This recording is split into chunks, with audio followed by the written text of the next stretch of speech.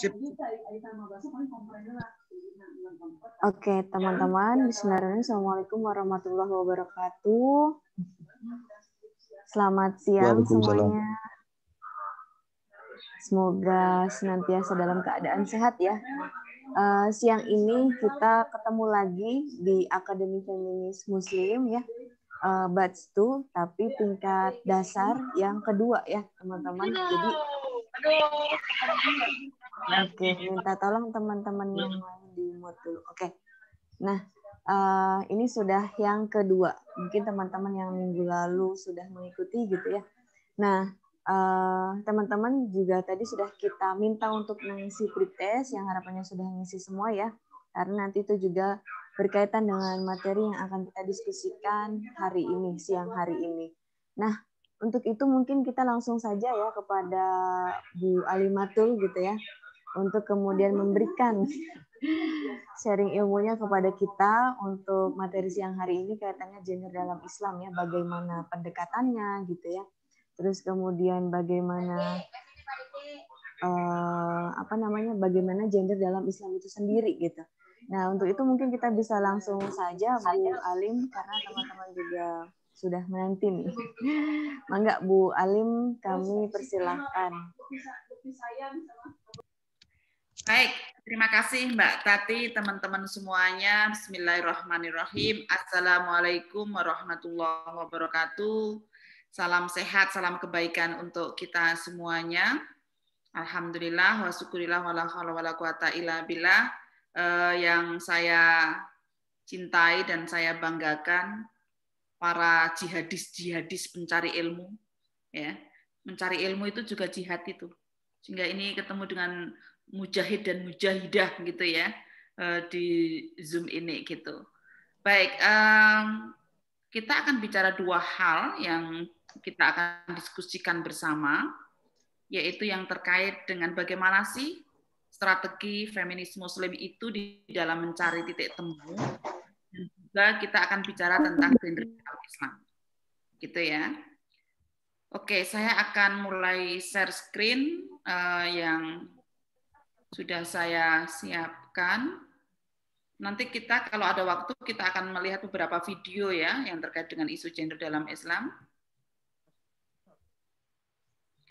Baik, poin-poin penting yang akan kita bicarakan adalah pertama gender dan pemaknaannya, lalu penyebab ketidakadilan gender, pendekatan Muslim feminis, upaya mencari titik temu, lalu ragam pemahaman keagamaan, kemudian beberapa contoh gender dalam Islam.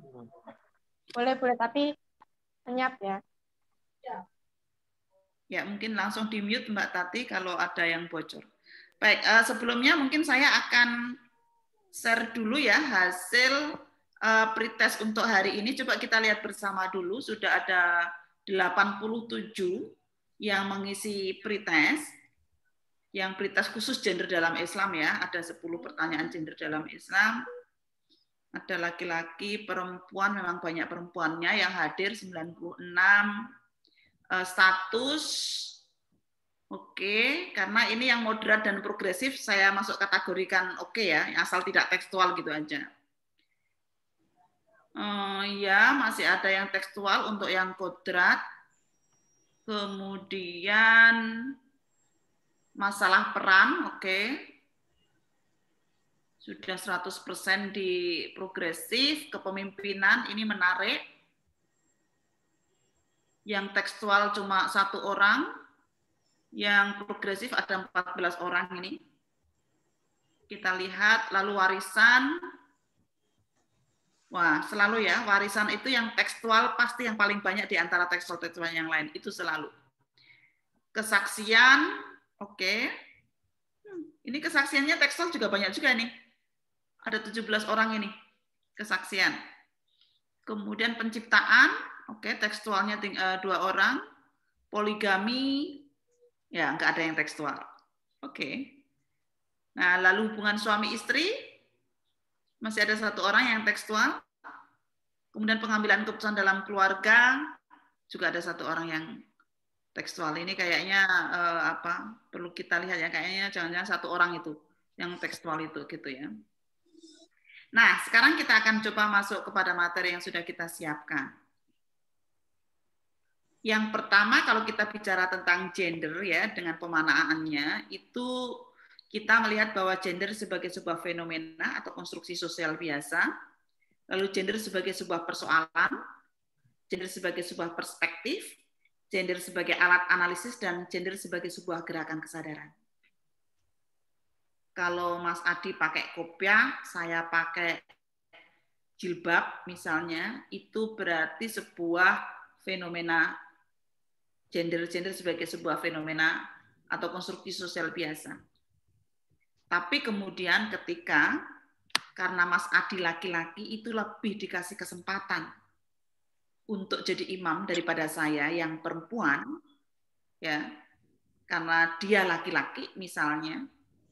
Nah, itulah kemudian bisa juga menjadi sebuah persoalan itu. Sebagai sebuah perspektif adalah bagaimana kita melihat persoalan itu dari perspektif kesetaraan dan keadilan gender. Misalnya dengan cara apa? Dengan sebagai alat analisis yang nanti akan kita kupas di pertemuan berikutnya ya, Gender Analysis Framework. Misalnya yang paling sering digunakan adalah APKM ya, akses partisipasi kontrol manfaat. Lalu gender sebagai sebuah kesadaran sebuah gerakan kesadaran. Menurut saya kayak Aisyah, Nasyatul Aisyah ya. Kemudian SPAK, saya perempuan anti korupsi, dan para jaringan masyarakat sipil lain yang bergerak di isu-isu kesadaran perempuan, maka itu menjadi gender adalah sebagai sebuah gerakan kesadaran. Nah, sekarang supaya kita dalam satu pemahaman yang sama, walaupun saya yakin teman-teman semuanya mayoritas dari pretest tadi sudah tidak ada persoalan lagi terhadap pemahaman ini ya, tapi mungkin perlulah kita coba teman-teman sebutkan satu kata ya, laki-laki itu apa, perempuan apa. Coba silakan di chat satu kata saja. Bisa peran, bisa status, bisa ciri fisik, ataupun juga hal yang lainnya ya. Satu kata ketika kita mendengar kata-kata laki-laki atau perempuan itu apa? Silakan di chat. Oke, silakan di room chat teman-teman. Satu kata. Oke, ada gender, jenis kelamin biologis. Laki-laki kuat, perempuan feminin, oke. Ya, laki-laki apa, perempuan apa, begitu maksudnya. Oh, iya. Laki-laki memiliki penis testis, oke. Ya, dua-duanya makhluk ya. Kalau laki-laki perempuan, dua-duanya makhluk. Laki-laki manusia ya, dua-duanya manusia ya, Bu ya. Perempuan menye-menye. Tapi ada yang menganggap perempuan manusia bersalah. Laki-laki pembohong. Perempuan juga manusia ya. Waduh, laki-laki pembohong.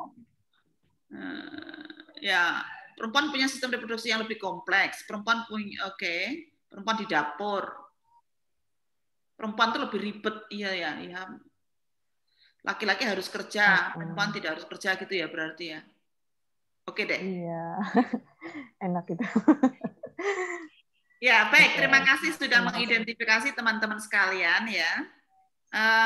Ini hasil identifikasi saya yang mencoba untuk melihat ya laki-laki dan perempuan. Jadi itu ada S dan J. S itu kalau dalam bahasa Inggrisnya seks ya, yang sifatnya lebih kepada reproduksi. Lalu J itu adalah gender. Jadi kalau laki-laki mempunyai jakun, mempunyai penis, lalu membuahi, itu adalah sesuatu yang tidak dapat dipertukarkan.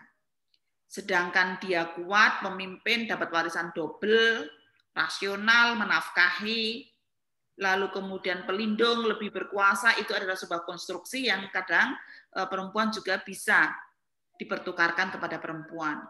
Demikian juga perempuan ya, punya vagina, menyusui, menstruasi, melahirkan, ya itu adalah sifatnya kodrati. Sedangkan gender, yaitu yang dapat dipertukarkan dan bisa disesuaikan dengan situasi kondisi yang ada, ya dengan budaya misalnya, sering perempuan itu dipersepsikan sebagai lembut, emosional, dinafkahi, dipimpin, dilindungi, dan cerewet misalnya. Dari identifikasi ini saja ada persoalan nilai positif dan ada persoalan nilai negatif. Dari ini aja sepertinya nilai negatif itu akan lebih banyak yang dialami oleh perempuan ya daripada laki-laki. Nah, karena itu ya kalau bisa kita sebut namanya jenis kelamin biologis ya atau kodrat itu adalah gawan bayi. Karena ini perbedaan biologis laki-laki dan perempuan berikut fungsi reproduksinya. Ini merupakan ciptaan Tuhan, lalu bersifat kodrati, ya, kemudian tidak dapat diubah fungsinya, walaupun ada operasi jenis kelamin, tapi biasanya fungsi itu tidak bisa diubah. Kemudian ini ciptaan Tuhan dan berlaku sepanjang zaman dalam arti ya kalau kita hamil dimanapun berada ya seperti itu ya kalau kita hamil misalnya. Nah karena itu yang sifatnya kodrati ini ada menstruasi, ya premenopause, hamil, melahirkan, nifas, menyusui. Sementara laki-laki yang tidak dapat dipertukarkan itu membuai. Nah satu sisi yang sifatnya gender atau gawean ya konstruksi ini perbedaan sifat, peran, posisi laki-laki dan perempuan yang itu merupakan hasil konstruksi sosial. Ini buatan manusia. Bersifat sosial, dapat berubah, dapat dilakukan laki-laki dan perempuan sesuai dengan kebutuhan, kesempatan, komitmen, dan juga bisa jadi berdasarkan budaya ataupun pemahaman-pemahaman agama. Nah, jadi untuk memperjelas saja, segala sesuatu yang dilakukan dengan alat reproduksi barulah itu dinamakan kodrat. Tetapi kalau itu tidak dilakukan dengan alat reproduksi itu bukan kodrat. Karena itu Mbak Tati bikin kopi untuk suaminya suatu saat ya. Itu kodrat atau gender? Kesadaran. Enggak gender atau kodrat? Gender, Bu. Gender ya. Kenapa? Karena bikin kopinya tidak dengan alat reproduksi. Betul. Mas Adi nanti sebentar lagi puasa-puasa ikut nyiapin buka puasa, lalu ikut ngulek sambel, itu kodrat apa gender Mas Adi? Oh, gender. Gender ya, karena ngulek sambelnya tidak dengan alat reproduksi, tapi dengan tangan. Demikian juga kepemimpinan ya, memimpin itu dengan kemampuan, dengan keterampilan, memimpin itu tidak alat reproduksi. Karena itu memimpin itu juga sifatnya adalah gender. Kalau kita bicara gender, berarti itu sifatnya bisa berubah, ya, lalu juga bisa dipertukarkan antara laki-laki dan perempuan. Oke, kita clear di sini ya, karena ini nanti akan menjadi perbincangan untuk bicara gender dalam Islam. Ya, kapan gender menjadi masalah? Ketika menimbulkan ketidakadilan. Tadi sudah kita contohkan, kalau misalnya laki-laki berambut pendek, perempuan berambut panjang, nggak masalah. Laki-laki suka warna biru, perempuan suka warna pink, nggak masalah. Tetapi kalau laki-laki yang berambut pendek dinilai lebih pemberani daripada perempuan yang berambut panjang, dan itu menghalangi akses-akses lainnya terhadap sumber daya, maka itu akan menjadi persoalan. Gitu. Nah, akar penyebab ketidakadilan gender ya itu ada 3, yaitu konstruksi sosial budaya, lalu paham agama dan kebijakan yang sifatnya netral ataupun bias gender. Ketiga hal inilah yang menyebabkan bentuk-bentuk ketidakadilan gender yang dalam mansur fakih disebutkan ada paling tidak 5 hal, yaitu stereotipi negatif, subordinasi, marginalisasi, beban berlebih, dan juga kekerasan. Budaya patriarki itu sebenarnya tidak selalu merugikan perempuan, tetapi pada saat yang lain itu dapat juga merugikan laki-laki. Ya, apa Mbak Tati? Contoh budaya patriarki yang merugikan laki-laki. Kalau laki-laki itu, Apa? Kalau laki-laki nangis itu dianggap lemah, iya nggak sih Bu? Gitu. Mbak, nambahin dari Mbak Tati. Ya, bisa jadi ya. Mbak, Apa Mas Adi? nambahin dari Mbak Tati, itu aku pernah baca riset, memang banyak laki-laki yang mati karena lebih banyak laki-laki mati yang mati karena bunuh diri oleh sebab dia nggak bisa mengekspresikan semua emosinya. Ada risetnya itu, Mbak. Angka kematiannya lebih tinggi. Iya, angka bunuh dirinya lebih tinggi laki-laki. Jadi kalau laki-laki dibilang kuat, iya nggak juga gitu loh. Laki-laki kan selama ini kan image-nya mentalnya kuat segala macam. Nggak juga. Yang bunuh diri lebih banyak laki-laki kok. Oke, ini ada dari room chat. Jika laki-laki tidak bisa lebih unggul. Tiba-tiba suaranya putus-putus. Nah,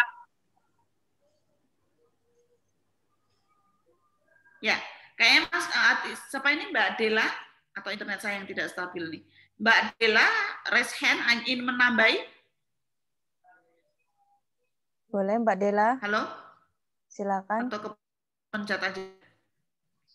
Ini suara saya yang putus-putus, Kak Bu. Baik. Oke, silakan, Tadi Mbak Dela. Mbak Tati dan Mas Adi sudah menambahkan. Ya, halo? Oh, kemana lagi Mbak lower Dela? hand. Bahwa gimana Mbak Dela mau menambahi atau ini ada Mbak Nurjana? Mbak Nurjana? Oke. Ya, laki-laki yang selama ini dituntut untuk bekerja atau menjadi sumber nafkah dari keluarga, di satu sisi mungkin dia akan merasa sangat terbebani dengan itu ketika itu menjadi tumpuan dia. Yep. Okay. Ya, jadi dari betul tadi juga ada Bu. Oh ya, ya, oke, laki-laki harus nanggung ekonomi kalau kalah gajinya sama istri, pasangannya dianggap gagal. Iya, betul. Itu yang masih terjadi di masyarakat ya, budaya patriarki yang menempatkan laki-laki segalanya. Ketika laki-laki tidak jadi segalanya, maka itu yang kemudian terjadilah yang disebut dengan krisis maskulinitas. Karena tidak menjadi laki-laki sejati dengan ukuran patriarki. Ya, apalagi sekarang terbaik tercepat banyak perempuan ya, yang itu kemudian menyebabkan dunia pekerjaan itu juga diakses dengan mudah oleh perempuan yang terbaik tercepat itu. Sekarang jumlah, kalau saya sebut sih bapak rumah tangga ya, jumlah bapak rumah tangga yang mana kriterianya adalah penghasilannya lebih tinggi, lebih rendah daripada istrinya, tidak punya penghasilan dan banyak meluangkan waktu untuk mengurusi pekerjaan rumah tangga dan pengasuhan, itu semakin hari semakin bertambah. Nah, kalau masyarakat patriarki masih menginginkan bahwa laki-laki segalanya, ini akan menjadi persoalan. Jadi budaya patriarki itu tidak selamanya menguntungkan laki-laki, tapi ada budaya ini yang harus dampaknya ya, yang harus ditanggung dan dibayar oleh laki-laki. Tadi Mas Adi menyampaikan misalnya tidak bebasnya berekspresi secara emosi itu dapat juga menyebabkan kesehatan mental laki-laki itu menjadi terganggu karena tidak bebas berekspresi. Gitu. Nah, baik, paham agama yang bias gender nanti akan kita bahas pada kesempatan kali ini, dan contoh yang ketiga adalah kebijakan yang netral gender. Salah satu contoh yang paling sederhana yang dapat kita pahami misalnya terkait dengan kebutuhan praktis perempuan. Kebutuhan praktis perempuan akan toilet itu terkadang tidak banyak dimengerti oleh para developer. Jika seandainya ada aturan bahwa kalau bikin tempat-tempat publik itu harus ada toiletnya. Biasanya hanya titik begitu aja. Tanpa ada penjelasan apakah toilet laki-laki dan perempuan dipisah, apakah toilet perempuan itu 3:1 atau 3:2 misalnya, 3 untuk perempuan, 2 untuk laki-laki. Kalau tanpa disebut itu ya kadang-kadang hanya yang penting ada toiletnya aja. Karena itu kemudian akan menjadi persoalan. Kenapa? Karena kebutuhan praktis perempuan sebagai orang yang punya organ reproduksi yang complicated daripada laki-laki, dia membutuhkan air 4 kali lipat daripada laki-laki. Gitu. Atau misalnya begini juga, teman-teman, kalau pernah atau sering menggunakan hotel bintang 5, biasanya itu disediakan pecukur jenggot dan juga apa itu yang busa-busanya itu. Itu ada, tetapi anehnya tidak disediakan pembalut. Padahal namanya tamu kan bisa laki-laki bisa perempuan kan. Orang kan kadang-kadang datang jauh masuk hotel jam 1 malam ya, semua toko tutup tapi dia sedang haid. Lupa tidak bawa pembalut. Nah, kira-kira mana yang lebih bisa dipertahankan? Panjangnya jenggot atau keluarnya darah dari menstruasi? Yang susah kan mengendalikan darah ya. Kalau mengendalikan jenggot aja ya sudah, besok kan masih bisa gitu. Walaupun jenggotnya agak panjang sambil tidur gitu ya nggak apa-apa. Tapi kalau menstruasi ya nggak bisa. Ini salah satu kebijakan yang masih bias ataupun netral gender. Gitu ya. Maka kalau saya sekarang punya di rumah itu ada homestay, itu di laci itu selalu saya sediakan pembalut di kamar-kamar itu gitu. Untuk tamu ya, supaya kemudian beliau in case membutuhkan digunakan gitu. Saya tidak menyediakan pecukur jenggot gitu. Saya sediakannya pembalut gitu. Gitu. Nah, ini kebijakan-kebijakan yang enggak ramah gitu terhadap kebutuhan praktis perempuan gitu ya. Baik. Nah, sekarang yang setelah kita memahami apa itu persoalan gender dan akibat.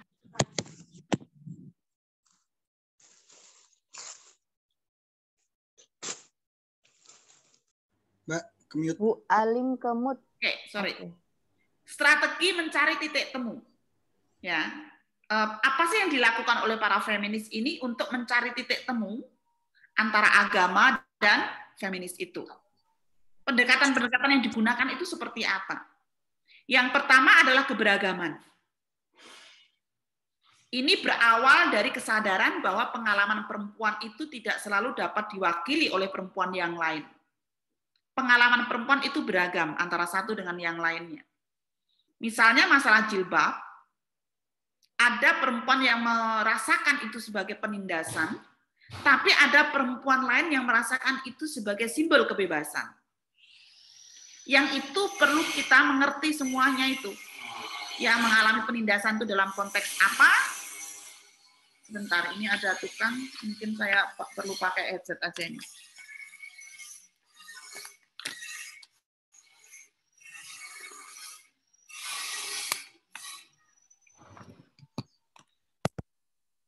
Halo Mbak Tati, suara saya lebih baik?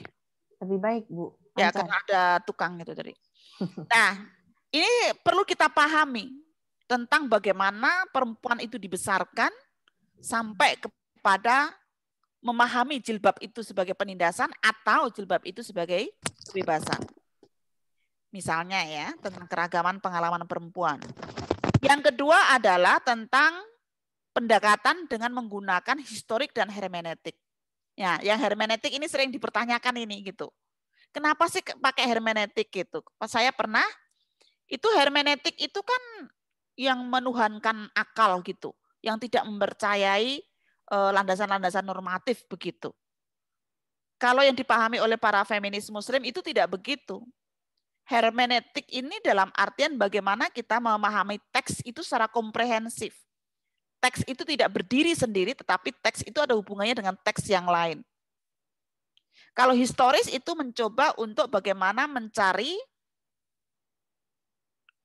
sejarah, ya, situasi, kondisi, konteks saat ayat itu diturunkan dan atau hadis itu diungkapkan oleh beliau Rasulullah.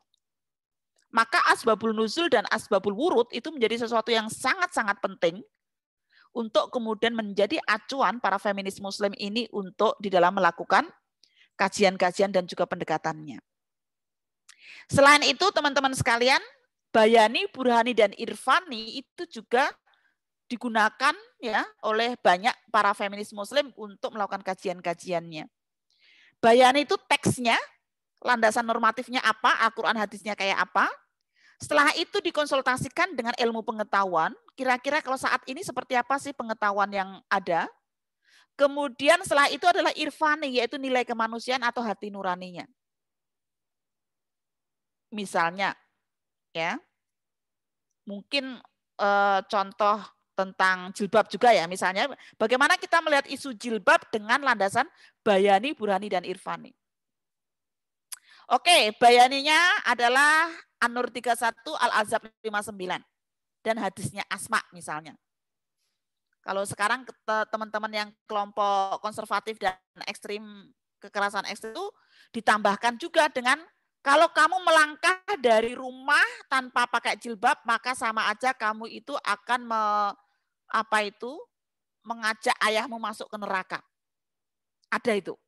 Yang tidak hanya sekedar hadisnya Asma, itu yang banyak juga digunakan. Atau bahkan saya kemarin mendengar landasan yang digunakan yang pakai, mohon maaf ya, yang pakai jilbab sampai ke tanah, ya, sampai jilbab ke tanah, itu katanya, saya belum pernah mengkaji hadis ini, katanya ada hadis bahwa kalau bajumu itu menjuntai ke tanah, walaupun yang pertama itu kena najis, maka sapuan yang kedua itu akan menghilangkan najis.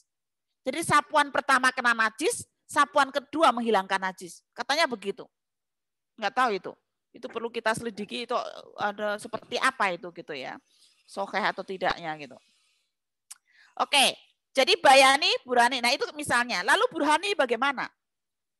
Oh, Burhani ternyata yang menggunakan jilbab kok tidak hanya Muslim saja ya. Semua agama Ibrahim yang di Timur Tengah hampir semuanya pakaiannya adalah menggunakan pakaian-pakaian yang loose. Mohon maaf kalau kita teman-teman kita yang dari suster ya, mereka juga masih menggunakan tutup kepala ya. Gitu ya. Kan itu juga ya. Oh begitu, berarti secara sejarah ternyata nggak hanya Muslim aja yang menggunakan. Atau jangan-jangan ini ada persoalan geografis. Yang mana terkait dengan badai pasir. Sehingga kalau misalnya terjadi badai pasir, maka cukup menutupkan. Karena itu yang pakai jilbab itu tidak hanya perempuan kalau di Arab. Laki-laki pun juga pakai sorban. Jilbab juga sih sebenarnya tinggal dicemitain itu kan jadi jilbab itu, sorban.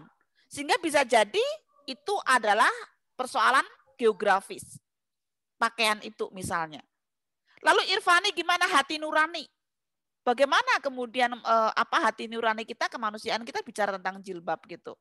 Karena kemudian ada yang memilih itu wajib, ada yang mengatakan tidak misalnya gitu ya. Ada yang penting menutup aurat. Lalu bagaimana hati nurani kita kemudian ketika seandainya ada orang yang tidak pakai jilbab lalu dikata-katain kamu pasti akan masuk neraka, jadi intipnya neraka. Gimana ya hati nuraninya gitu? Apakah memang sudah tepat sih kita menilai seseorang itu dengan selembar kain ini? Kalau pakai complong itu 1/4 iman, kalau yang saya pakai ini setengah iman, kalau yang pakai cadar itu 100% iman misalnya. Itu hati nurani kita gimana mengotak-ngotakkan seperti itu, menilai seseorang dengan selembar kain. Beruntung ya laki-laki nggak digitukan gitu. Ya kan laki-laki nggak pernah mendapatkan setengah iman, separuh iman, dan full iman gitu ya. Atau yang berjenggot full iman gitu, yang pakai gamis full iman gitu ya. Tapi kayaknya tidak seseru kalau yang perempuan deh, persoalan psikologis itu gitu. Nah yang terakhir adalah pendekatan etik ya. Pendekatan etik ini terkait dengan yang misalnya teorinya Ibnu Maskaweh ya, yang dia menilai bahwa seseorang melakukan sesuatu itu karena ada kebaikan yang dirasakan. Yang ini ada hubungannya dengan para feminis Muslim itu mereka juga practicing. Practicing dalam arti juga sholat, puasa, melaksanakan rukun Islam dan rukun iman misalnya begitu.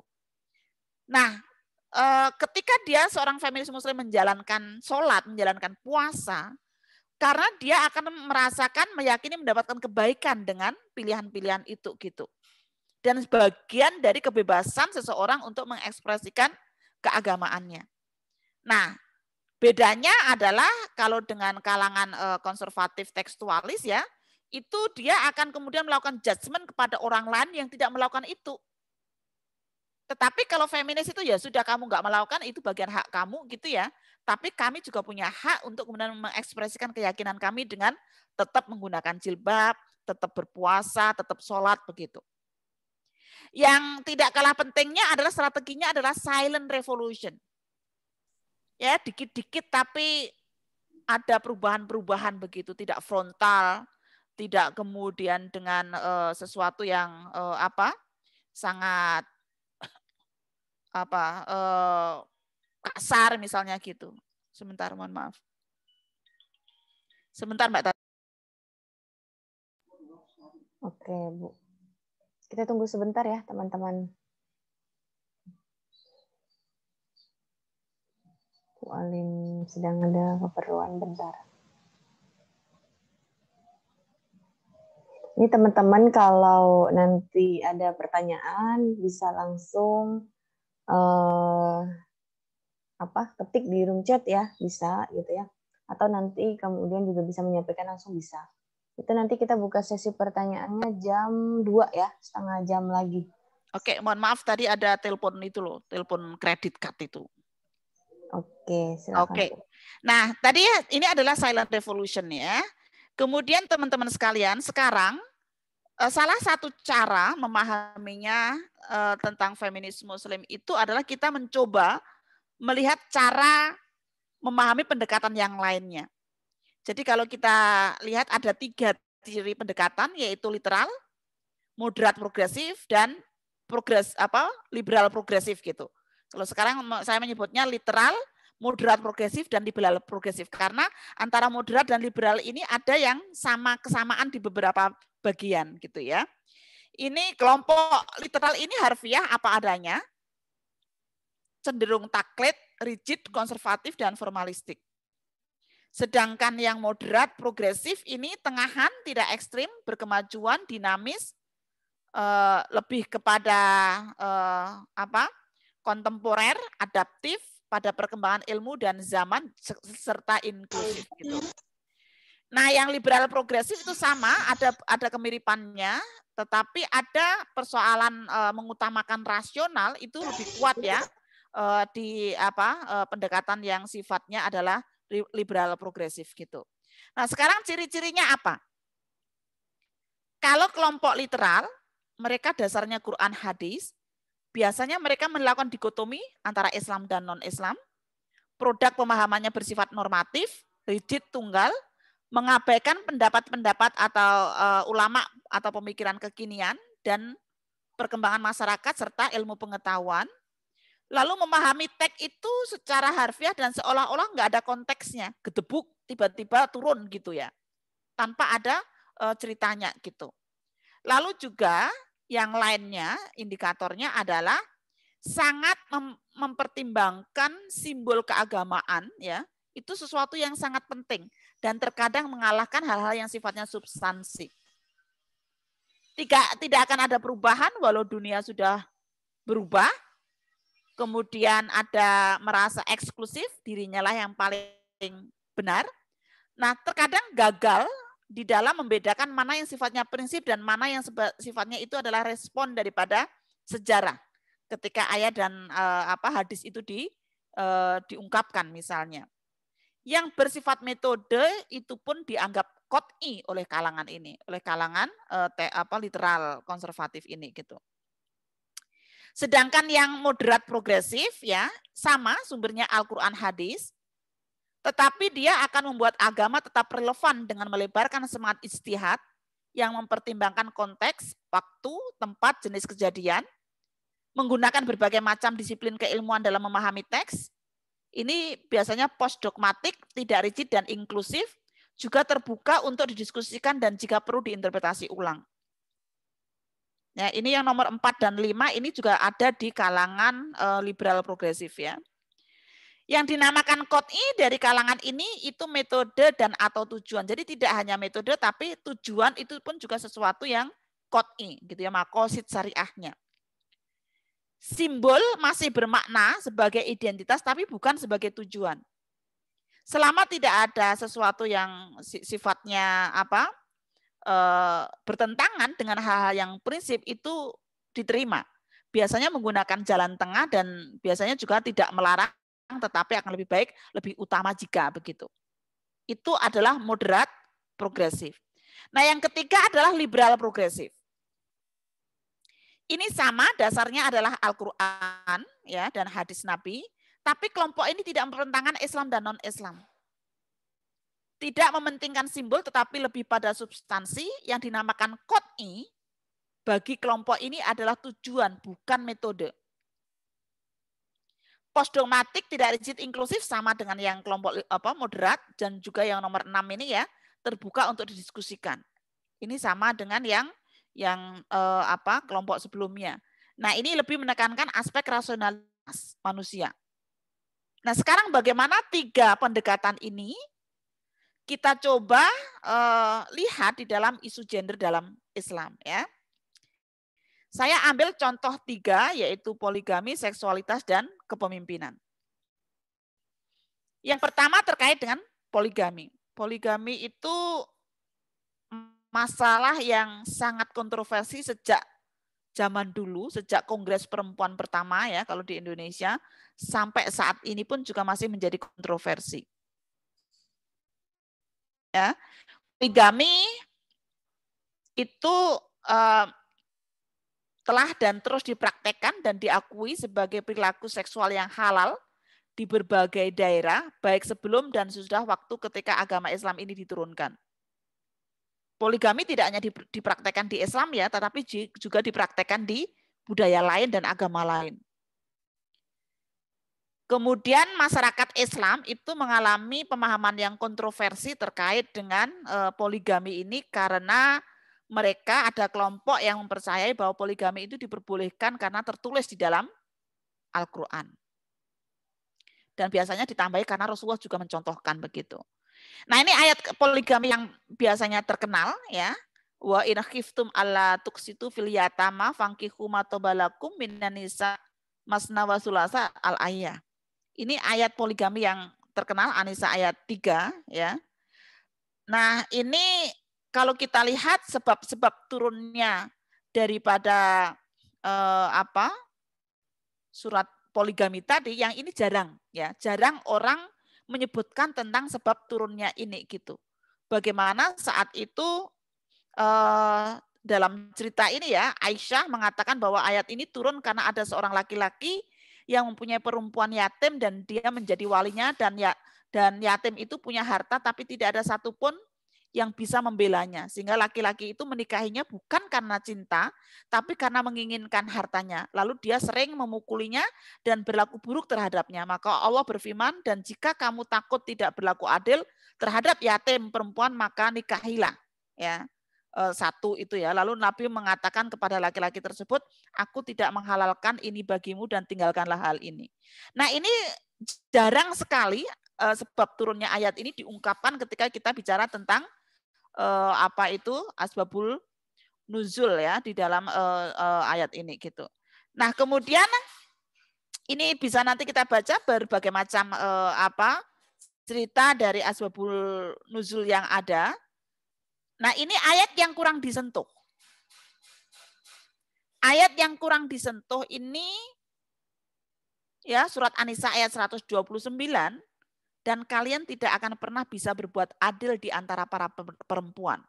Walaupun kamu berusaha sekuat tenaga. Maka janganlah kamu terlalu condong hingga menjadikannya yang lain seperti digantung. Dan jika kamu berbuat baik dan bertakwa kepada Allah, sungguhnya Allah Maha Pengampun lagi Maha Penyayang. Ini Rasulullah sampai nangis ya ketika ada ayat ini gitu. Sebenarnya Rasulullah itu ingin sekali berbuat adil, tapi beliau merasa tidak mampu untuk berbuat adil. Gitu. Sehingga kemudian ini menjadi ayat ini ya menjadi refleksi tersendiri bahwa adil itu sangat tidak mungkin untuk dilakukan. Ini hadis-hadis tentang poligami ya. Ada yang awalnya 10 istri lalu kemudian jadi 4, lalu kemudian jika punya istri lebih daripada 1 lalu condong hanya kepada satunya, maka itu akan menjadi persoalan nanti di hari kiamat gitu kan. Lalu kemudian Nabi, nah ini penting, Nabi tidak pernah menikah poligami selama bersama Khadijah dan itu selama 25 tahun. Yang ini terkadang juga nggak banyak diikuti ya.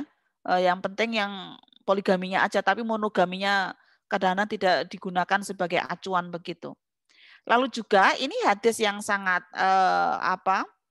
yang sangat bagus menurut saya untuk memperlihatkan bahwa Rasulullah walaupun beliau sedang poligami saat itu ketika dimintain izin Ali untuk mempoligami Fatimah, beliau tidak mengizinkan. Tidak aku izinkan, tidak aku izinkan, dan tidak aku izinkan. Kebahagiaannya Fatimah kebahagiaanku, kesedihannya Fatimah dan kesedihanku. Kalau Rasulullah dengan poligaminya itu bahagia, saya yakin mungkin ini Fatimah diizinkan ya untuk kemudian dipoligami begitu. Nah, dengan dari berbagai macam landasan bayani tadi, maka general itu mendukung bahwa poligami itu ada yang mengatakan kemudian nyunah Nabi itu bagian daripada kebaikan atau keutamaan di dalam berislam, misalnya begitu. Bahkan juga seringnya kelompok literal itu daripada zina lebih baik poligami gitu ya. Ya salah satu solusi supaya tidak zina ya tidak zina, bukan tidak zina lalu kemudian solusinya adalah poligami ya. Kalau kita mau pakai opposite tidak zina kan gitu. Nah, kemudian juga kalau kita lihat dalam sejarahnya, kalau kita bicara poligami itu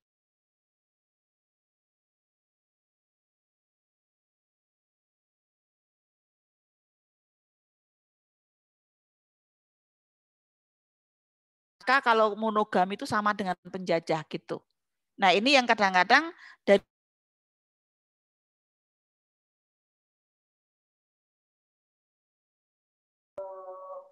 Sepertinya Bu Alim putus-putus ya? Iya. Keluar. Tunggu sebentar ya teman-teman. Bu Alim sepertinya sedang trouble.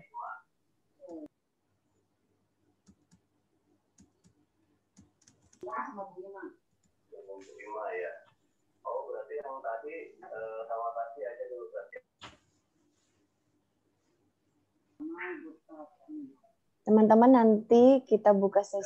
Oh, Bu Alim sudah masuk ya? Masuk lagi. Oke, Bu Alim sudah lancar suaranya? Belum. Mohon maaf, kepental tadi tiba-tiba hilang. Oke, Bu. Gimana, sudah bisa kedengar lagi? Bisa, tapi saya belum lihat. Oke, videonya sudah ada. Oke, silakan Ibu. Oke, mohon maaf, tadi tiba-tiba kepental ya. Wah, kita bicara poligami jadi kepental nih. Oke, nah ini kalangan literal, lalu kalangan moderat ya, dia punya pemahaman ya boleh sih, tapi tetap harus mempertimbangkan keadilan janda dan keadilan anak yatim gitu. Ini kalangan moderat begitu. Atau kalau di dalam bahasa Pak Hamim Ilyas itu ya emergency exit gitu. Ya. Jadi sebagai pintu keluar yang emergensi atau salah satu cara yang emergensi gitu. Nah, Undang-Undang Perkawinan kita nomor 1 tahun 74 itu kalau kita lihat juga pakai pendekatan yang moderat ini. Lalu kalau yang progresif ya, yang progresif liberal gitu, yang kebanyakan ya, ini mencoba mengkritik Undang-Undang Perkawinan karena itu kalau tidak subur itu boleh poligami, yang istrinya tidak subur itu boleh poligami. Lalu kalau yang suami tidak subur itu gimana? Kan nggak mungkin poliandri, ya kan? Lalu apakah itu jadi kesalahan perempuan begitu yang dicari-cari gitu ya di dalam Undang-Undang Perkawinan itu. Kemudian menurut kalangan progresif ya poligami itu enggak relevan untuk menangani persoalan-persoalan kemanusiaan. Persoalan kemanusiaan itu ya dapat diselesaikan dengan misalnya mempunyai panti asuhan, memberikan kepada para janda misalnya begitu. Nabi Muhammad sendiri tadi monogaminya juga selama 25 tahun. Nah, ini teman-teman sekalian, dalam penelitian saya dalam buku itu ya, ini satu-satunya persoalan yang laki-laki dan perempuan berbeda itu hanya masalah poligami. Dan perbedaannya itu sangat signifikan. Jadi kalau kalangan literalis itu mengatakan bahwa ya ini ya mempunyai satu hidup poligami itu ya memang itu alami bagi perempuan bagi laki-laki gitu. Sedangkan yang moderat tadi ya boleh sih tapi harus mempertimbangkan universal justice ya, yaitu janda dan anak yatim. Kalau yang progresif itu ya enggak lah saat ini enggak gitu. Karena banyak sekali persoalan yang ditimbulkan.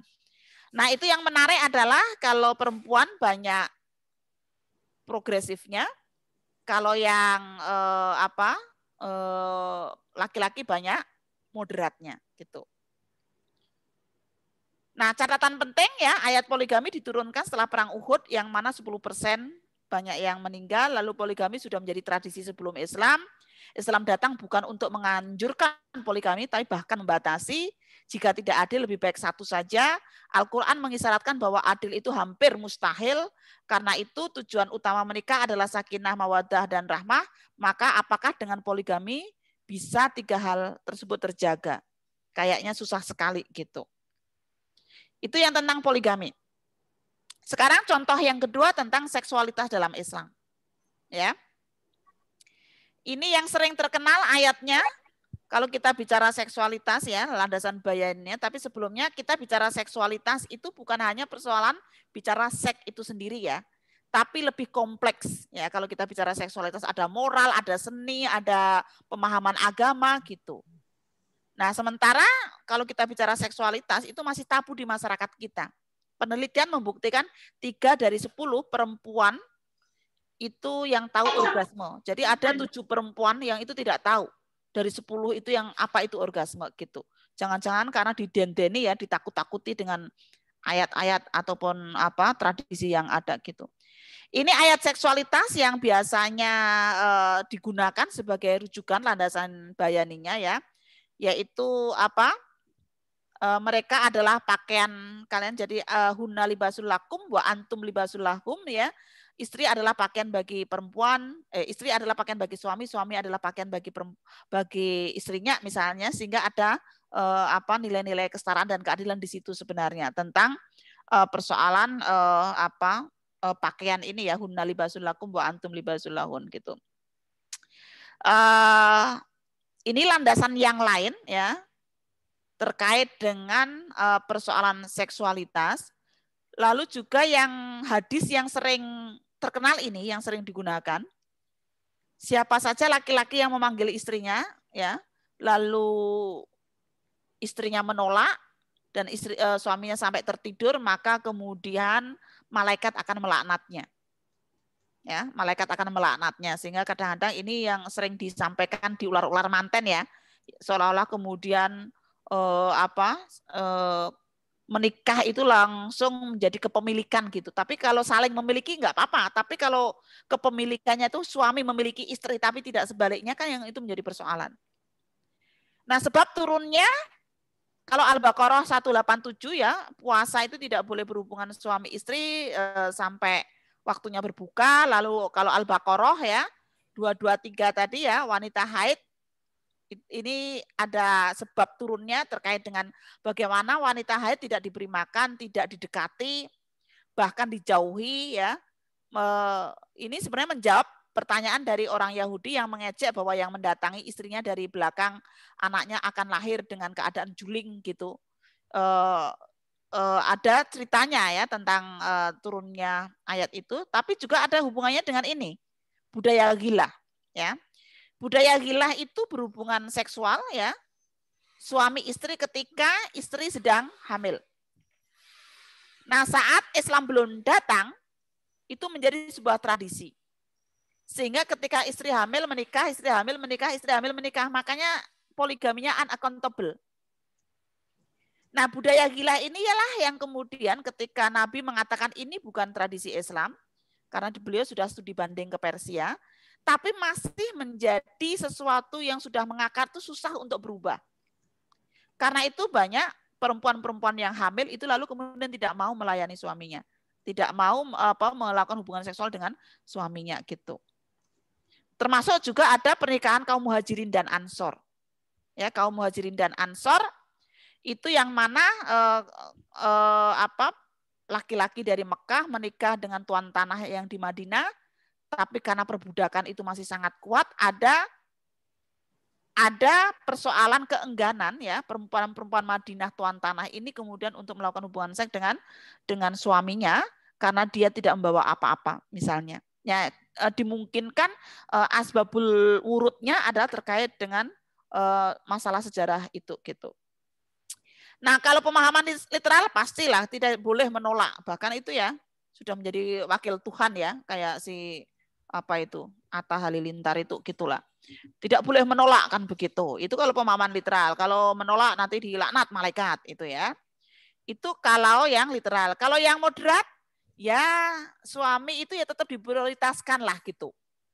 Ya, makanya tadi di dalam pretest ya suami istri itu mempunyai hak untuk mendapatkan kepuasan seksual tetapi suami diprioritaskan gitu. Dan harus ada alasan kalau istri itu menolak gitu. Tapi ini kok selalu yang dipersepsikan suami mengajak ya. Kok nggak ada persepsi istri mengajak gitu loh. Kalau istri mengajak, suami menolak, kira-kira malaikat marah nggak ya?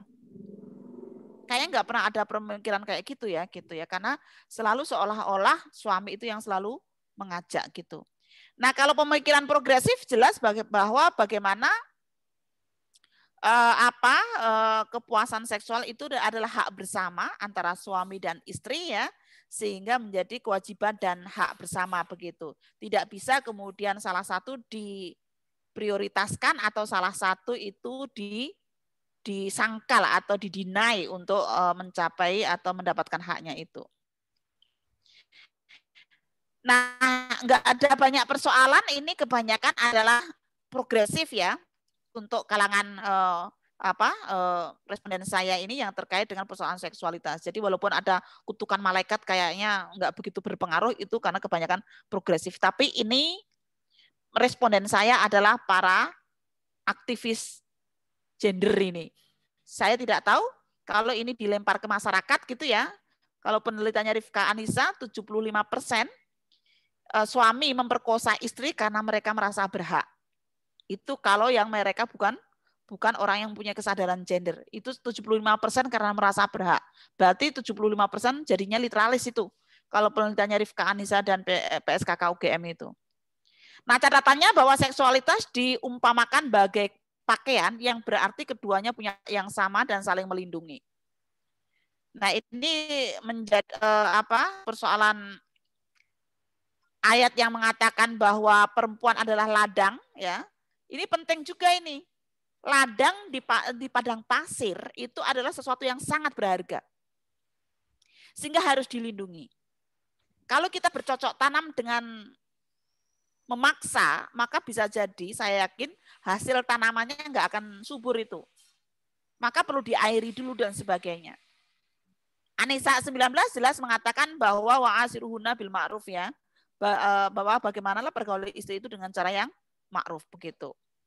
Kalau saya sih laknat malaikat itu saya artikan sebagai kegalauan ya. Kenapa sih kok nggak mau, kenapa ya gitu. Itu kan sampai subuh aja ya kalau dalam hadis itu ya. Tapi kalau mintanya siang hari, apakah kira-kira dilaknat sampai asar ya? Karena itu hanya malam hari itu. Jadi seolah-olah nggak akan ada pernah hubungan suami istri ketika siang hari gitu. Tapi karena konteksnya puasa ya. Mungkin ya saat itu karena konteksnya puasa jadi hanya malam hari. Nah, terakhir adalah tentang kepemimpinan perempuan. Tentang ini yang paling kontroversi adalah tentang kepemimpinan perempuan di dalam imam sholat. Ya, kepemimpinan perempuan di ranah publik awalnya menjadi perdebatan ulama ya, tapi sekarang sejak Megawati mencalonkan itu ya para ulama sudah banyak yang menerima. Walaupun masih banyak kalangan-kalangan kelompok tertentu ya, masyarakat muslim yang masih menolak kepemimpinan perempuan di area publik gitu. Nah, yang menarik kalau kita bicara tentang kepemimpinan, Ar-Rijalu Qawwamuna 'alan Nisa ini sering digunakan sebagai landasan kepemimpinan. Padahal asbabul wurudnya adalah tentang kekerasan dalam rumah tangga ini, bukan masalah kepemimpinan. Kemudian tentang hadis ini juga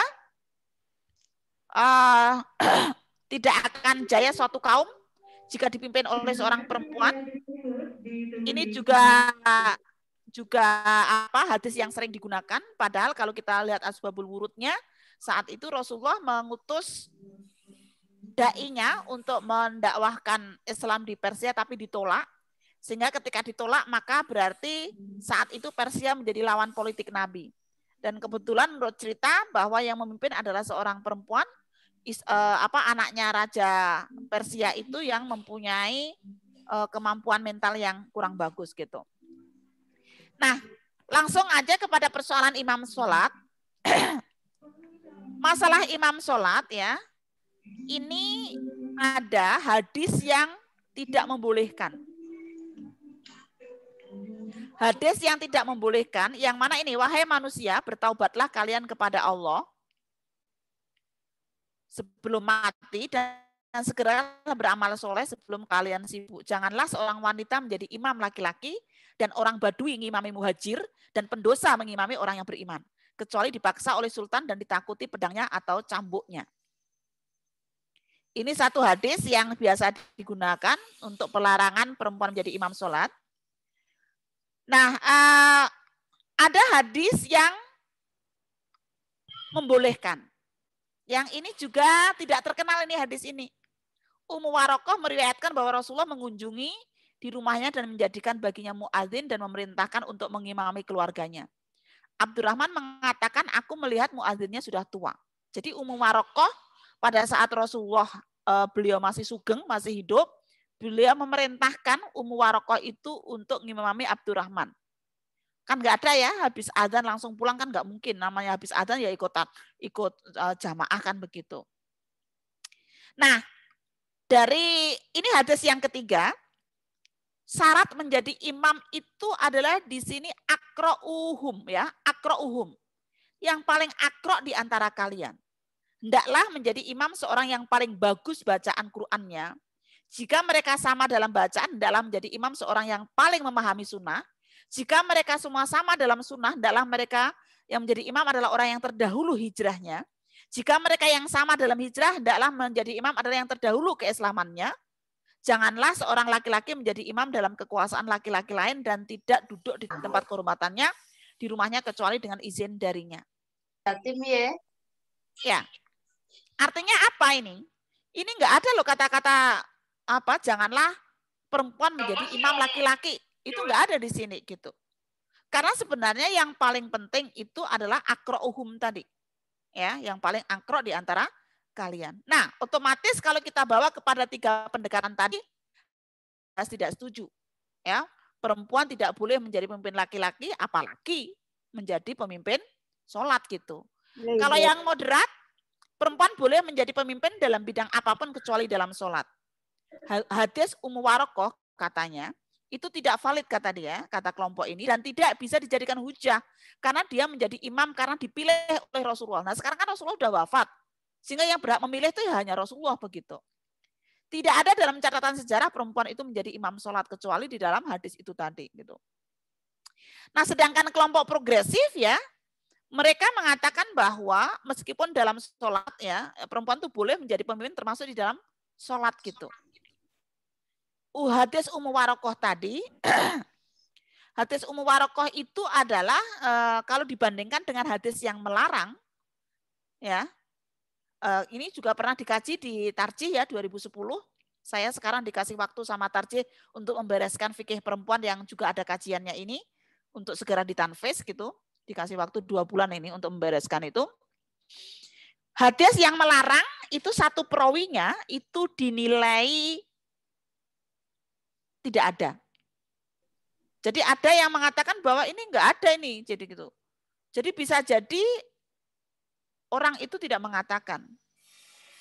Tapi hadis yang Ummu Warokoh itu salah satu perawinya ya, itu dikatakan bahwa perawinya itu ada yang menilai positif, ada yang menilai negatif. Karena itu dalam tarjih tidak menggunakan kedua-duanya, lalu menggunakan yang ketiga tadi, yang akro'uhum tadi. Karena itu yang sahih itu. Yang sahih. Sehingga menurut kalangan progresif gitu ya, di sini membolehkan perempuan itu untuk menjadi imam ya. laki-laki dewasa. Nah, kalau kita lihat tentang persoalan imam ini dalam penelitian saya itu 27%. Kalau dalam riset ini tadi pretestnya ada 14% ya yang setuju dengan progresif begitu. Nanti kita lihat ya post-testnya seperti apa. Catatan penting masalah imam sholat perempuan bagi laki-laki dewasa ya. Ini awalnya adalah sesuatu yang tidak pernah dibicarakan, tidak pernah didiskusikan. Banyak feminis muslim yang berpandangan progresif tetapi implementasinya moderat. Ini dalam riset saya. Dalam survei dia progresif ketika saya tanya, Nyun Sewu, Ibu, apakah Ibu menjadi imam di rumahnya? Kan Ibu orang yang dari Islamic Studies sehingga dalam kriteria hadis tadi akra'uhum begitu. Kata beliau, untuk apa saya jadi imam? Tanpa saya jadi imam saja, suami saya tuh kalau bicara tentang agama, itu beliau sudah minder gitu. Gempa. Astagfirullahaladzim. Mohon maaf, gempa barusan. Oke. Nah.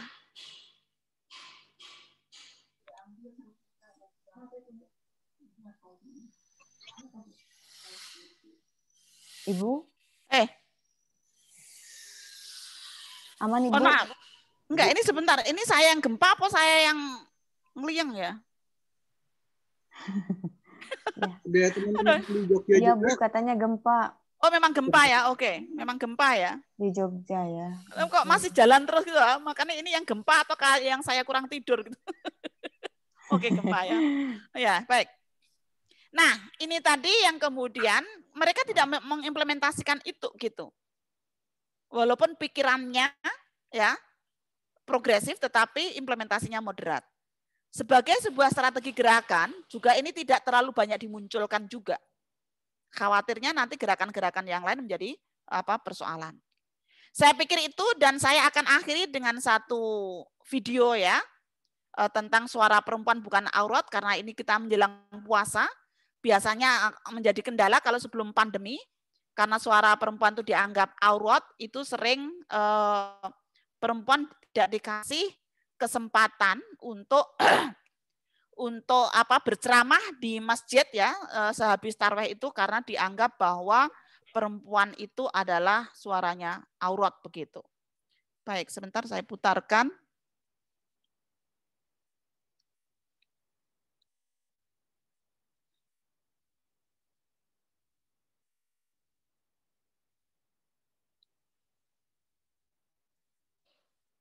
Ini ada juga di YouTube ya, teman-teman nanti bisa melihatnya.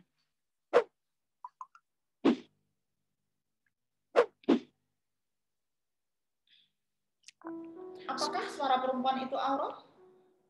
Pertanyaan ini memunculkan perdebatan di kalangan masyarakat muslim dan juga para cendekiawan.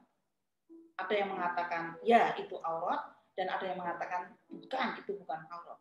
Nah, untuk berdiskusi tentang ini, kita akan melihat dulu, apa sih sebenarnya definisi daripada aurat itu?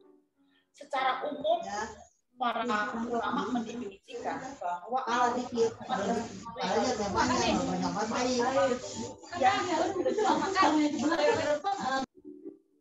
tapi sebenarnya secara filosofis aurat itu sama dengan sesuatu yang menggoda. Artinya kalau tadi kembali kepada kenapa ditutupi, ya karena itu menggoda. Nah persoalannya adalah kenapa suara itu dikategorikan aurat oleh sebagian orang. Apakah benar suara perempuan itu selalu menggoda kalau dia itu ngomong? Karena dampaknya pemikiran bahwa suara perempuan itu menggoda, itu dampaknya luar biasa di masyarakat kita. Apa?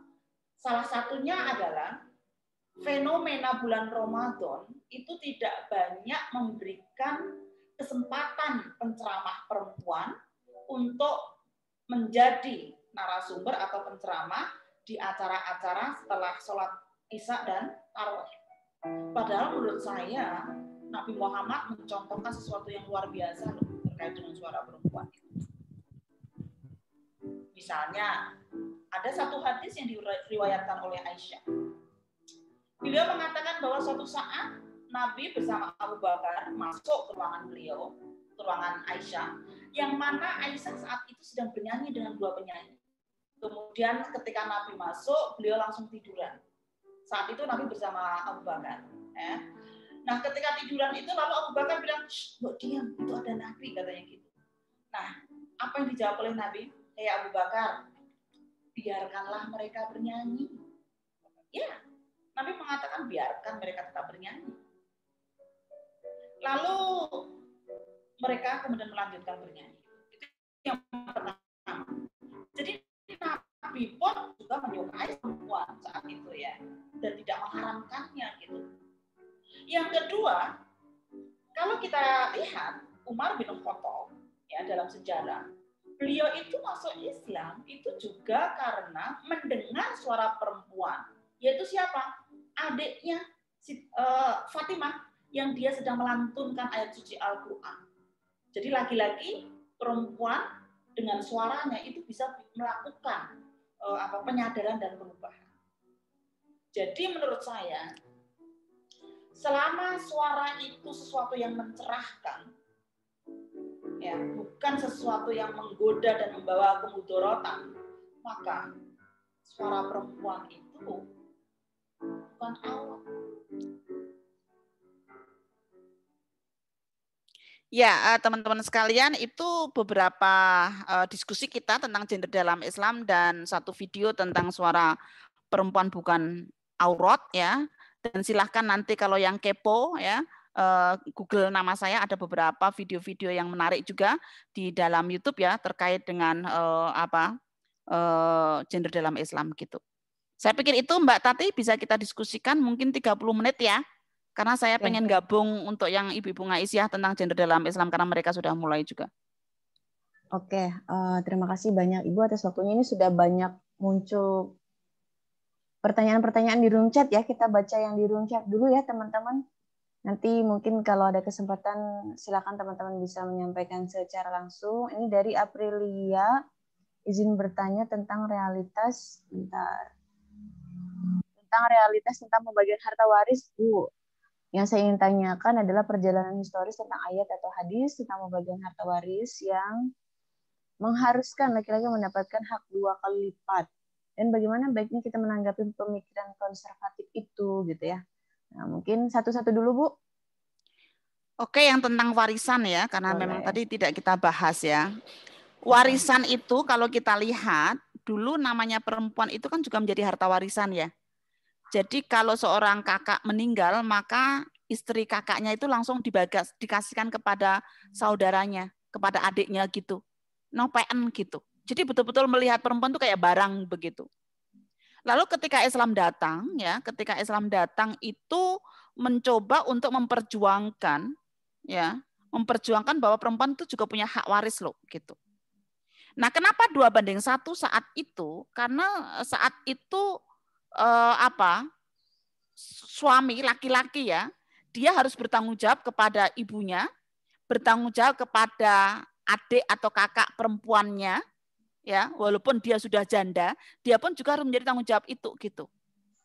Apalagi saat itu ya, namanya perempuan bekerja itu walaupun Khadijah banyak kesempatan bekerja dan sebagainya, itu tidak seperti privilege seperti Khadijah dan perempuan-perempuan yang bekerja seperti itu gitu. Sehingga saat itu mencoba untuk adilnya saat itu adalah 2:1. Nah, yang penting adalah keadilannya itu gitu. Nah, persoalannya kalau kita bawa ke sekarang, kan kadang-kadang mereka yang setuju dengan 2:1 itu kan begini. Loh, nanti kalau sudah menikah kan 2:1 dapat 3. Mereka menikah lagi kan 2:1 kan dapat 3. Sehingga setiap keluarga itu kan dapat 3 kan berarti adil kan gitu. Ya kan kalau semua tingkat kehidupan masyarakat ekonomi itu flat gitu ya, sama kayanya, sama miskinnya mungkin akan adil.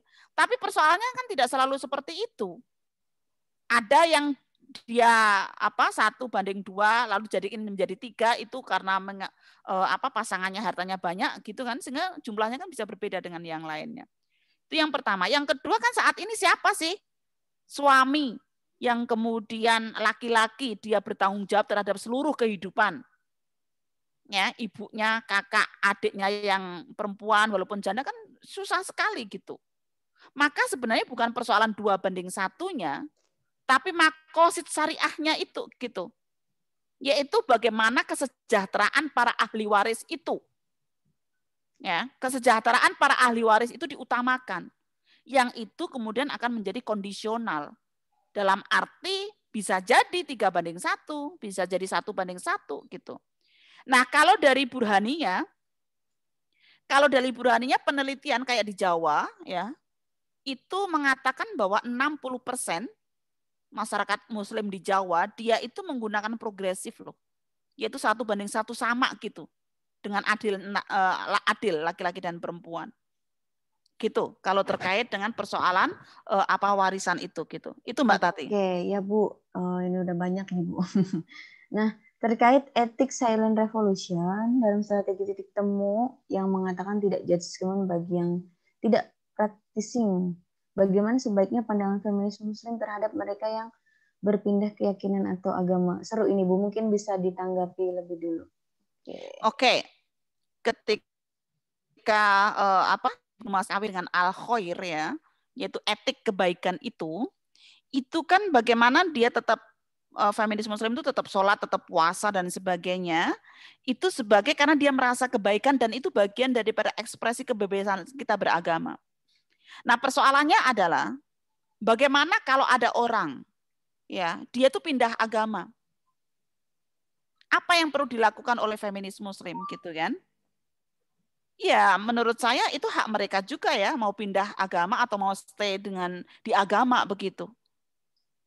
Karena kan kita tidak bisa melakukan ya sesuatu itu kepada orang. Oke, setiap orang itu akan meyakini ya, termasuk mungkin feminis muslim itu meyakini agama dialah yang paling nyaman dan kemudian paling benar misalnya begitu. Tapi itu tidak sampai kemudian diungkapkan secara sosial, secara komunikasi yang itu kemudian menyakiti orang lain. Gitu. Maka kemudian ya mungkin perlu kita sampaikan juga ya hak-hak kebebasan beragama itu gitu. Hak kebebasan beragama itu tidak hanya internal di dalam Islam tetapi juga kepada yang berbeda agama juga gitu. Itu sih menurut saya. Oke Bu, tadi dari Bandung ya yang tanya. Nah sekarang ini dari Tangsel Winda. Prof izin bertanya bagaimana tanggapan Prof terkait beberapa kelompok yang menganggap bahwa berdiskusi dengan orang-orang yang berbeda manhaj menimbulkan keraguan. Gimana Bu Alim? Enggak Bu Alim. Oke. Kalau kita mau berdebat dengan orang yang berbeda manhaj, ya akan tergantung dulu. Seperti apa? Apakah kita sudah kalau di dalam manhaj Muhammadiyah Aisyah misalnya ya, kita sudah cukup memahami manhaj yang kita pahami atau belum gitu. Tetapi kalau misalnya kita berdiskusi yang awalnya kita konservatif lalu kita berdiskusi dengan manhaj lain yang wasatiyah lalu kemudian tercerahkan menjadi wasatiyah gitu ya, ya alhamdulillah gitu.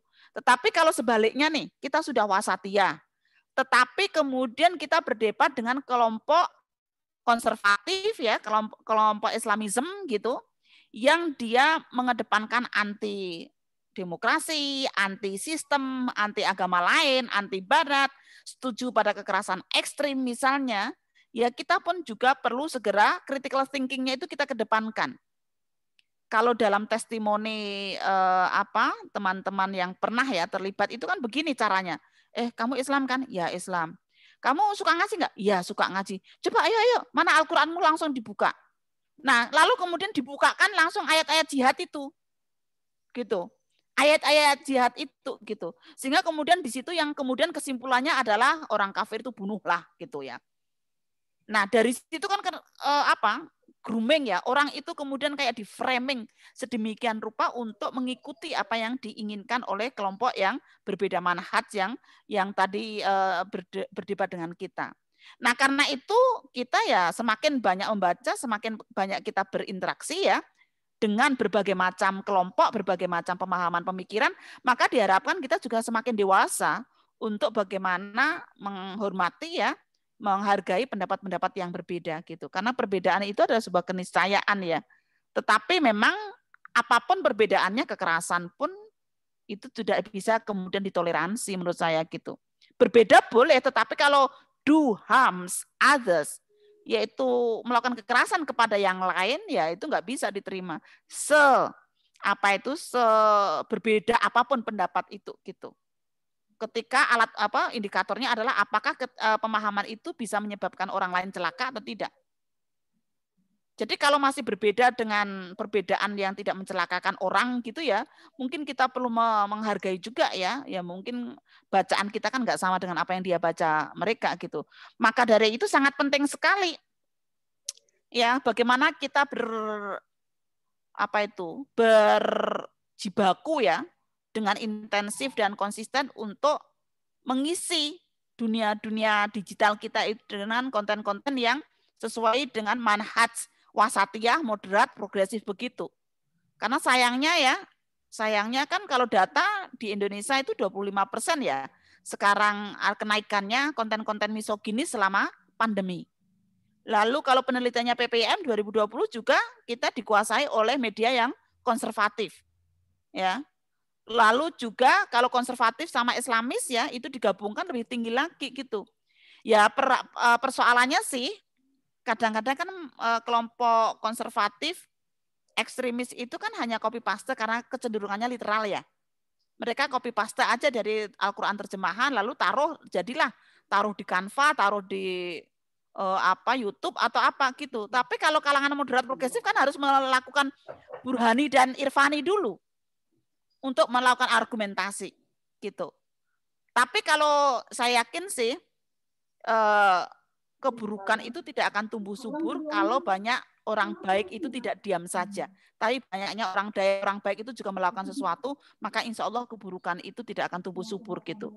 Berani mengkonter sesuatu yang melakukan ujaran kebencian di WA, berani mengkonter sesuatu yang merendahkan perempuan di WA grup kita, itu salah satu langkah-langkah ya untuk bagaimana kita beradu argumentasi dengan orang-orang yang berbeda manhaj. Saya pikir itu Mbak Tati. Oke, lanjut ya Bu. Ini Ija dari Jakarta. Bagaimana pandangan, ini pertanyaan mendasar katanya. Bagaimana pandangan feminis muslim terhadap muslim yang mengidentifikasi dirinya sebagai non-binary ya? Artinya tidak mau masuk ke dalam dikotomi laki-laki atau perempuan. Biasanya menggunakan pronouns they atau them. Mengingat hukum-hukum Islam sangat mementingkan kategorisasi dikotomi laki-laki atau perempuan. Mohon pencerahannya Ibu katanya gitu. Kalau kita ya namanya bahasa ya kita memang bersyukur sebagai orang Indonesia genderless ya bahasa kita ya. Kita nggak punya si, oh, hi, hua atau hia. Kita punya dia. Ya, dia laki-laki, dia perempuan kan begitu.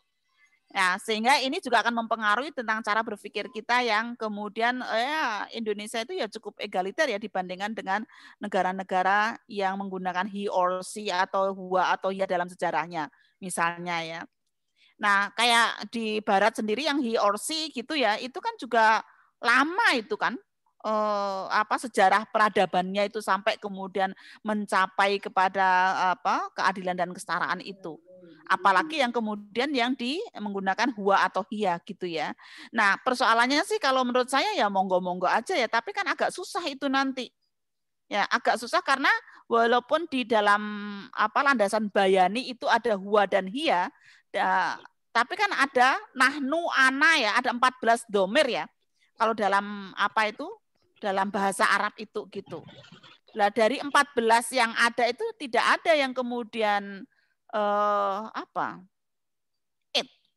Kalau dalam bahasa Inggris it iya itu ya. Tapi kan it kan barang misalnya gitu. Sehingga agak susah juga gitu. Ya memang sih ini biasanya dibicarakan oleh feminis and linguistic. Ya, bahasa itu seksis gitu. Jadi dulu ketika saya kuliah pertama kali di Women's Studies di Iowa, teman-teman feminis saya, itu dia tidak mau menuliskan woman dengan E. Tapi dia menggunakannya Y gitu. Kenapa? Karena dia mengkritisi ini bahasa ini seksis deh gitu. Kenapa sih men dan women gitu ya? Kalau men itu dia bisa menjadi manusia tanpa ada wu atau tanpa women gitu ya. Tetapi kalau kalau laki-laki, kalau perempuan kan nggak gitu mungkin. Oke, mungkin saya akan coba share sebentar untuk memudahkan penjelasan saya.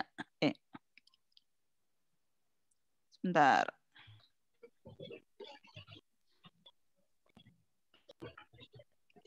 Oke. Terkait dengan linguistik ini ya. Begini teman-teman sekalian, mungkin di Indonesia tidak terlalu banyak menjadi persoalan ya. Tapi di bahasa yang menggunakan bahasa she atau he, itu menjadi persoalan. Jadi misalnya kita women ya, women dan men gitu ya. Lalu ada she dan he gitu. Lah ini kalau perempuan itu kayaknya harus ada wu-nya itu loh baru jadi perempuan. Perempuan itu harus ada he supaya jadi she. Gitu. Sehingga seolah-olah otonomi bahasa itu tidak terjadi kepada perempuan. Maka kalau teman saya dulu itu dia menulisnya itu begini jadinya. Begini, pakai y. Ya, menulisnya itu jadinya pakai y gitu. Saya pikir awalnya tipos. Salah ketik tapi kok selalu menggunakan itu ya, tapi ternyata kemudian ada gerakan yang anti bahasa bias gender begini. Maka kemudian kalau di dalam bahasa Inggris itu ada yang mengubah policeman menjadi police officer, fireman menjadi firefighter, businessman menjadi business person, begitu untuk salah satu upayanya. Nah, nggak tahu kalau bahasa Arab seperti apa itu ya. Kalau bahasa Arab saya kurang menguasai kalau bahasa Arab untuk mengganti-ganti seperti ini gitu ya. Apakah diganti nahnu semuanya gitu ya? Tidak ada huwa, hiya tapi nahnu kita atau hum misalnya begitu gitu. Itu sih yang terkait dengan bahasa. Terima kasih. Oke, Bu. Ini udah ada 25 ini kalau kita scroll gimana nih, Bu? Banyak banget yang tanya ya. Nah, atau mungkin coba saya baca dulu ya, Bu, 3-3 ya, supaya lebih cepat. Izin bertanya tentang perspektif, apa itu, FDI. Masyarakat sosial tentang poligami sebagai darurat seksual dan poligami sebagai darurat sosial. Nah, darurat seksual sering dikaitkan daripada suami zina lebih baik poligami. Sementara darurat sosial, darurat seksual dan darurat sosial. Ini mungkin kaitannya dengan nanti kalau suami poligami gitu ya, terus tetap kemudian kan ruginya ke perempuan juga ya, kalau apalagi kalau misalnya janda dan lain sebagainya. Dari Majia Semarang. Terus ini lagi ada strategi dari Foni Safitri, strategi mencari titik temu yang etika dan silent revolution gitu ya.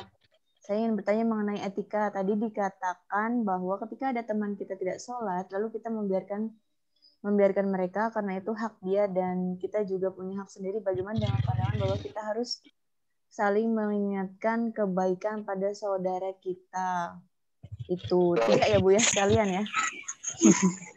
Seperti yang diketahui, ini dari Adia Paramita. Wanita diwajibkan untuk menggunakan jilbab, akan tetapi kita bisa melihat wanita muslimah yang belum memakai jilbab. Bagaimana kemudian menyikapi itu mungkin ya? Bagaimana pandangan Islam mengenai ini yang jilbab tadi ya Bu ya? Jadi ini lebih ke 3 pertanyaan ini lebih ke opini ya. Tadi darurat seksual dan darurat sosial gitu ya. Jilbab dan yang kedua apa tadi? Nah itu Bu. Nanti saya dan yang kedua tadi etika dan silent revolution. Oke, 3 dulu Bu. Oke. Mangga Ibu. Yang pertama saya suka dengan kata-katanya Romo Haris ini ya, yang kemarin juga sempat beredar ya. Misalnya ini ya, mencegah zina itu dengan cara mengajak untuk tidak melakukan zina. Bukan dengan cara bikin kampanye nikah dini kepada pasangan yang sebenarnya belum siap secara mental. Mencegah selingkuh itu dengan cara dirinya tidak melakukan perselingkuhan dan tetap menjaga kesetiaan. Bukan dengan kampanye demagogi untuk melakukan poligami.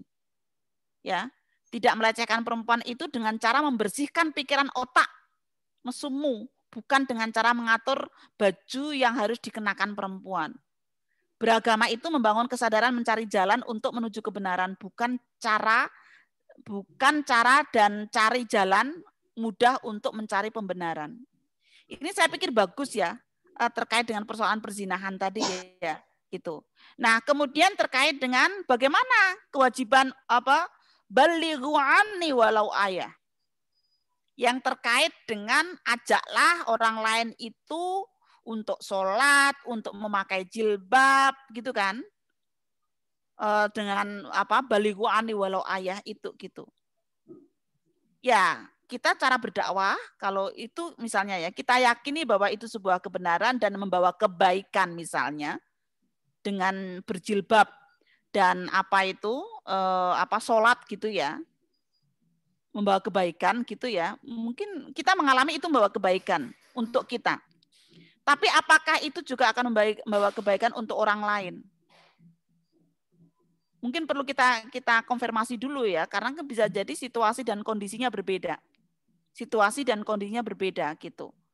Nah karena itu kalau seandainya kita mengajak mereka untuk sholat, mengajak mereka untuk menggunakan pakaian yang sopan dan berjilbab misalnya ya, landasan-landasan bayannya itu sudah ada gitu ya. Ya kita mengajak dalam arti bukan kemudian memberikan legitimasi ya, legitimasi dan menjadi wakil Tuhan untuk kemudian memasukkan mereka ke neraka karena dia memilih untuk tidak pakai jilbab.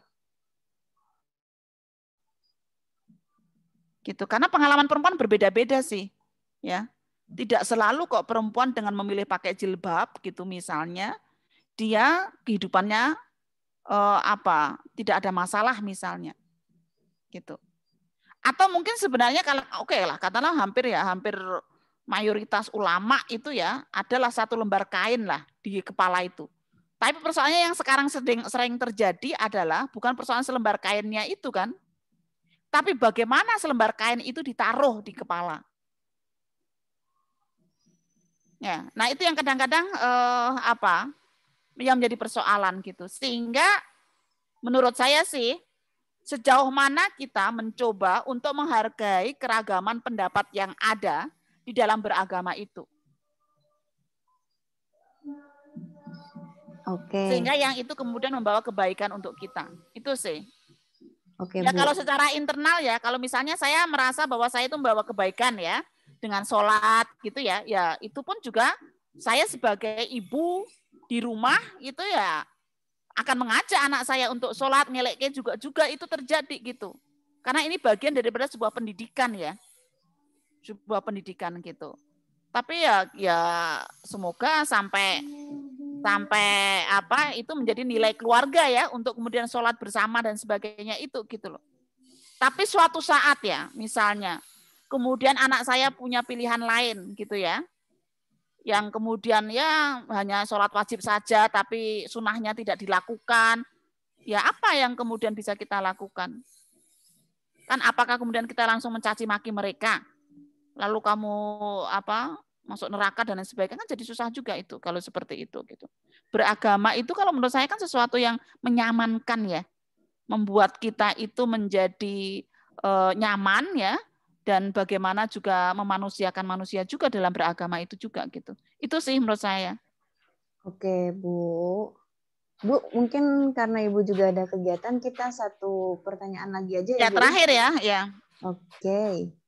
Nah, ini saya beberapa waktu lalu melihat video di mana seorang laki-laki berkata bahwa muka kita, muka perempuan adalah aurat dan adalah fitnah bagi kaum laki-laki karena sedang banyak video di TikTok tentang mukena challenge. Apakah benar di Islam bahwa muka kita ini aurat? Nah, mungkin itu ya Bu, karena tadi itu pertanyaan yang cukup mendominasi tentang jilbab aurat gitu ya.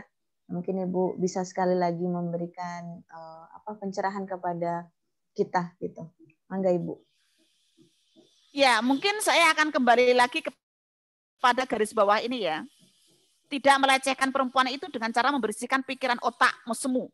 Bukan dengan cara mengatur baju atau yang harus dikenakan oleh perempuan. Jadi, kalau mungkin ya, wajah itu menjadi sumber fitnah bagi sebagian laki-laki. Sebenarnya kalau yang saya pelajari ya, ketika saya ambil mata kuliah human relation and sexuality, persoalan itu menarik atau tidak menarik itu juga tergantung pada pikiran kita. Ya. Bahkan mohon maaf ya, kita melakukan hubungan seksual dengan pasangan kita, mau enak tidak enak itu juga kadang tergantung pikiran kita gitu. Nah, artinya apa di sini? Otak kita itu punya kendali untuk kemudian menjadikan wajah perempuan itu menjadi fitnah atau bukan gitu. Kalau dalam Islam kan jelas ya, pandangan pertama nikmat, pandangan kedua laknat. Wah, berarti kalau pandangan pertama nikmat, wah, berarti dipentelengin terus gitu ya. Karena nanti yang kedua bisa jadi fitnah itu. Kalau kemudian kita tidak segera menundukkan pandangan. Kalau dalam Al-Quran kan ada ya, perintah menundukkan pandangan itu. Ghadul basar itu. Dan itu berlaku tidak hanya untuk laki-laki, juga berlaku untuk perempuan. Perempuan itu juga tergoda loh Mas. Siapa nggak tergoda? Gitu. Saya satu tahun di Jakarta itu ya sok digodain itu. Ya, pas masa pandemi itu ditanya, gimana kabarnya masih hidup atau tidak itu oleh para mantan-mantan itu. Nah itu kalau saya teruskan jadi itu. Kesempatan ada lagi kan. Jauh dari suami kan gitu ya. Tetapi kan pandangan pertama nikmat, pandangan kedua laknat. Bagaimana kita kemudian saling setia, saling menjaga kepercayaan pasangan kita masing-masing.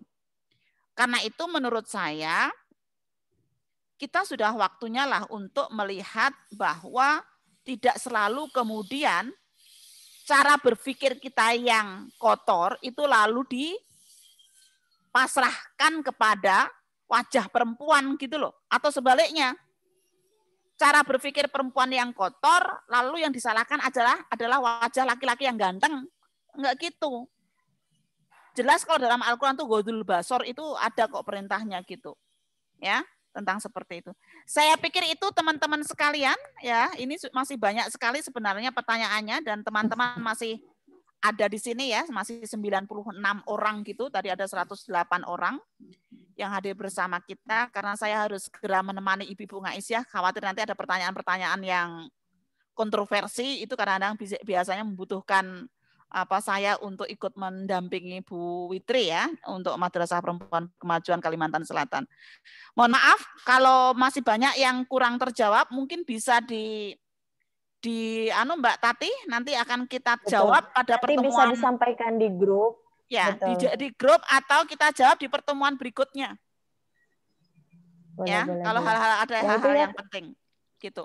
Jadi tolong yang pertanyaannya di save as, disimpan, lalu mungkin nanti kita kelompokkan kira-kira pertanyaannya apa aja bisa kita tanggapi ketika nanti pas pertemuan berikutnya. Saya pikir itu kurang lebihnya mohon maaf teman-teman, tidak harus sama dengan apa yang pendapat saya ya. Teman-teman silahkan kemudian memilih mau tekstual, mau tetap tekstual terus ya monggo silahkan, mau moderat, progresif ya monggo silahkan. Yang penting kita tetap terus belajar dan mencoba memahami pendapat-pendapat yang berbeda begitu tanpa kemudian menghakimi sebelum kita memahami apa yang menjadi perbedaan itu gitu. Saya pikir itu kurang lebihnya mohon maaf, sampai ketemu lagi tanggal berapa Dik? Mungkin ada pengumuman dari Adit atau Mbak Tati. Terima kasih. Assalamualaikum warahmatullahi wabarakatuh. Waalaikumsalam warahmatullahi wabarakatuh. Terima kasih banyak atas ilmunya Prof. Gitu. Mas Adi barangkali ada pengumuman-pengumuman? Iya. Sebentar saya cek dulu jadwalnya. Ya, makasih juga Mbak Dara, teman-teman semuanya. Jangan lupa ya, follow akun Instagramnya Akademi Feminis Muslim. Iya. Nah, nanti untuk info-info agenda berikutnya bisa di situ ya teman-teman. Dan untuk yang tadi bertanya dan belum kami sampaikan ke Prof. Alim, bisa langsung disampaikan ke grup teman-teman gitu ya. Nanti kita sampaikan ke Bu Alim.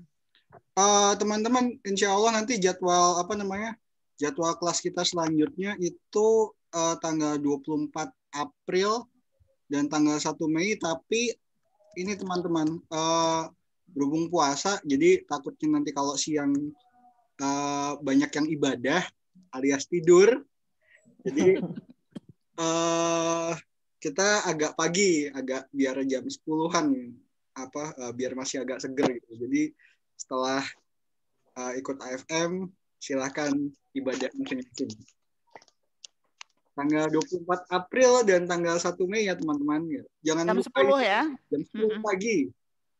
Jam 10 pagi. Lalu apa namanya untuk yang belum terjawab di sini silahkan nanti tanya di grup, kemudian silahkan nanti tanya di grup WA, lalu nanti akan kita kumpulkan, nanti akan kita sampaikan ke Mbak Halim untuk dijawab nanti entah di WA, entah nanti via teks di WA atau di pertemuan berikutnya.